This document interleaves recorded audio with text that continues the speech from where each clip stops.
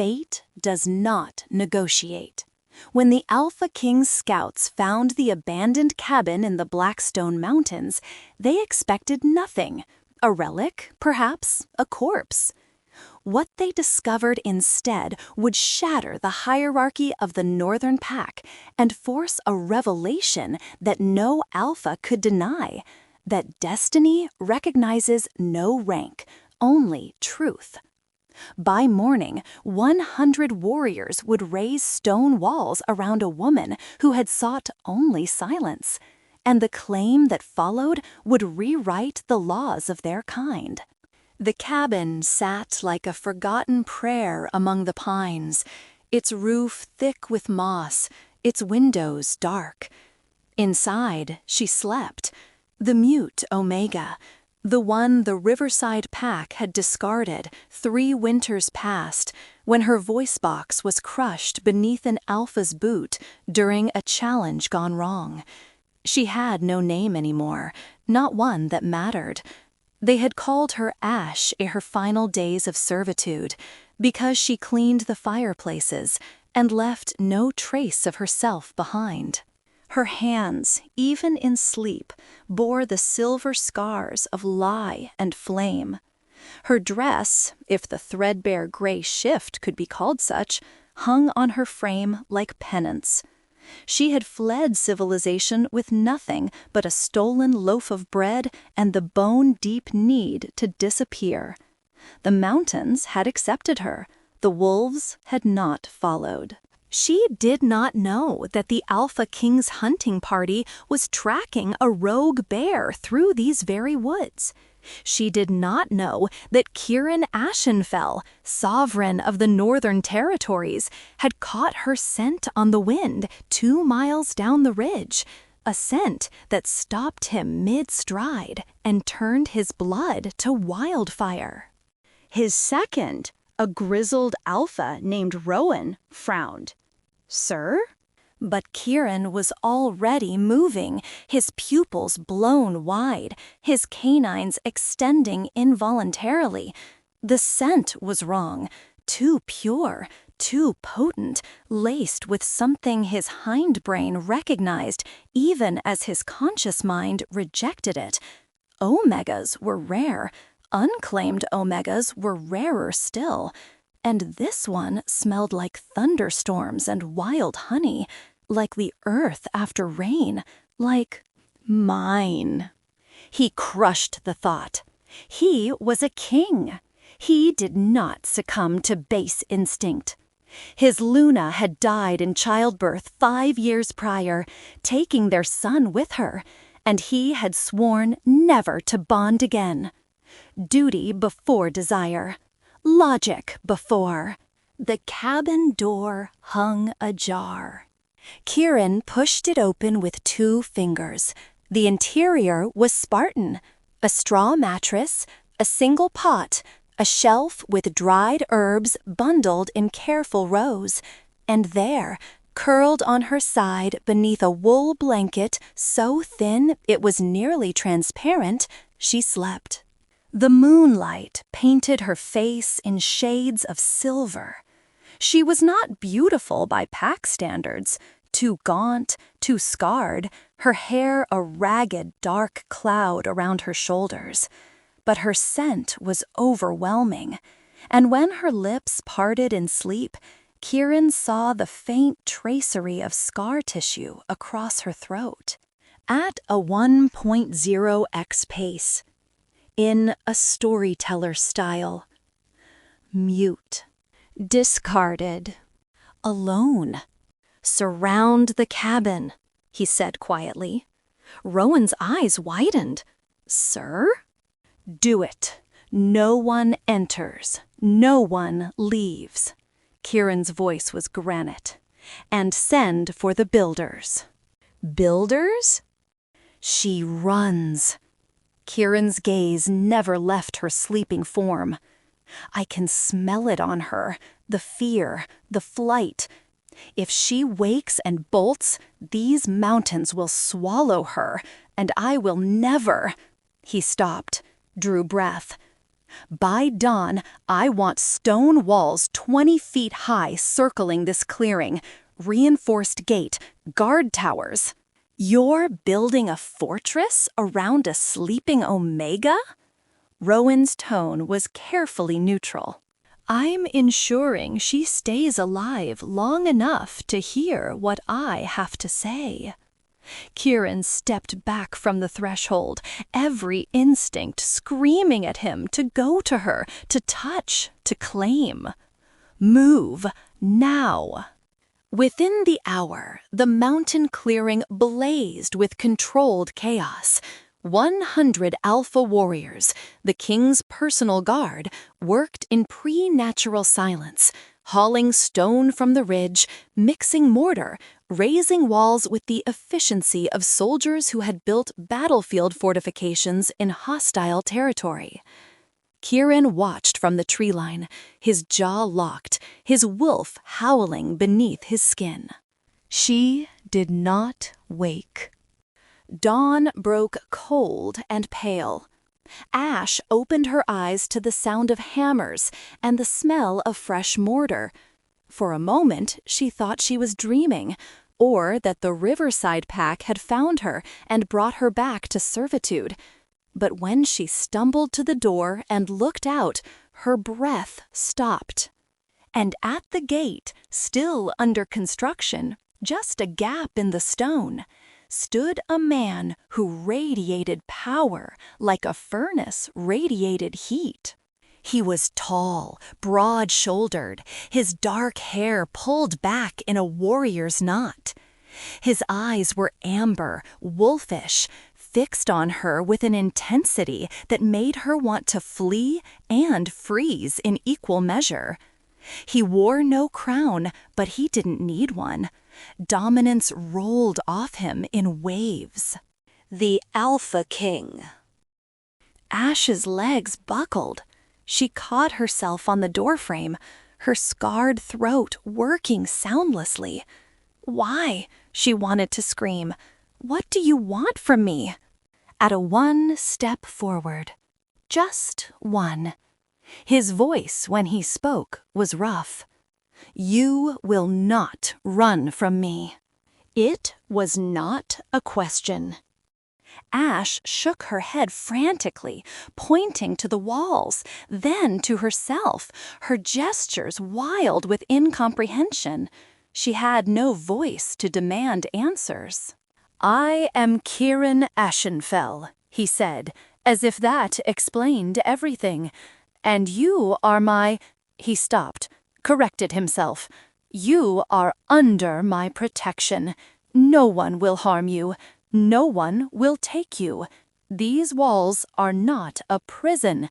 They are a promise. Liar, her eyes said.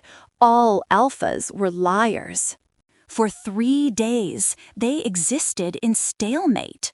The fortress rose around her, complete now, with a gate that locked from the outside, guard towers manned by stone-faced warriors.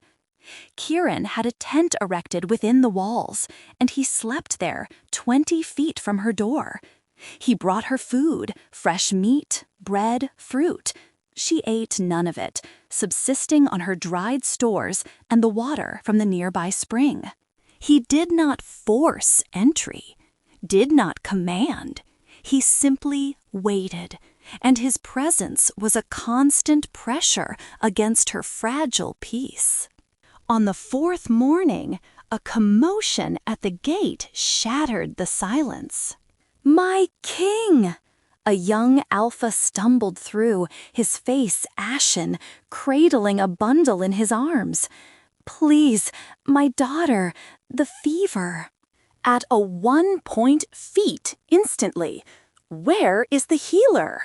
Ash watched from her doorway. The bundle stirred, and she saw a tiny face, flushed scarlet, the infant's breathing rapid and shallow. Fever, infection, death without intervention. She knew this sickness. She had seen it take a dozen pups in the Riverside pack, back when she still had a voice to sing the healing songs her grandmother had taught her. But she had sworn, after they destroyed her throat, after they cast her out, she would never use her gift again. Healing required sound, required the old words, and she had no voice. Except Ash stepped forward. Kieran's head snapped toward her, his eyes widening. She crossed the clearing, ignoring him, ignoring the warriors who tensed as she approached the desperate father. She held out her arms. The Alpha hesitated, looking to his king. "Give her the child," Kieran said softly. The infant was placed in Ash's scarred hands. She was so small, so fragile, her heart beat a frantic flutter against Ash's palm. Ash closed her eyes. She had no voice, so she hummed, a broken, rasping sound that clawed its way out of her ruined throat, agony with every note. Blood trickled from the corner of her mouth as the scar tissue tore. But the power flowed. Her hands glowed faint silver. The old words echoed in her mind, and she poured her will into the child, drawing the fever out, pulling the infection into herself.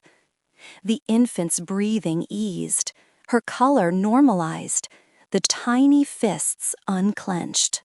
Ash swayed, her vision graying. The sickness now burned in her veins, and she had no strength left to expel it. She had broken her vow. She had used the gift that had only ever brought her suffering. She collapsed. Kieran caught her before she hit the ground. The world was fire and ice. Ash drifted in fever dreams, aware only of strong arms, of a voice rumbling words she couldn't parse, of cool water on her lips. When she finally surfaced, she was in her cabin, but it had been transformed. Furs on the bed, a fire in the hearth, Kieran Ashenfell sitting beside her with his head in his hands. He looked up as her eyes opened. His face was haggard. Ash touched her throat. The answer was obvious, because the child was innocent. "You are a healer," not a question. Kieran's jaw worked. "A bloodline healer, the rarest gift among our kind. And they," his hands clenched into fists, "they broke you and threw you away." She nodded once. Kieran stood abruptly, pacing the small space like a caged wolf. "I have spent 4 days fighting my instincts, telling myself I was here to protect you, to offer you choice, to do the honorable thing." He laughed, a bitter sound. "But you have no voice to tell me what you want, and I am not an honorable man. I am a king, and I am a wolf, and you are my mate." Ash's eyes went wide. "I knew the moment I scented you," Kieran continued, his voice dropping to a growl. "The bond, it is absolute. You are my fated Omega, my true Luna. And I built these walls not to cage you, but because I knew if you ran, I would hunt you to the ends of the earth, and that is not how this should begin."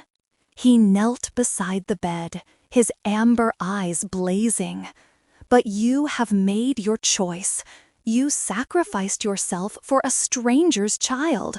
You proved what I already knew, that you are worth 1,000 titled alphas, 1,000 so-called nobles, and I will not let you disappear again." Ash shook her head weakly, gesturing to herself. broken, mute, worthless. Kieran caught her hand, pressing it to his chest, over his heart.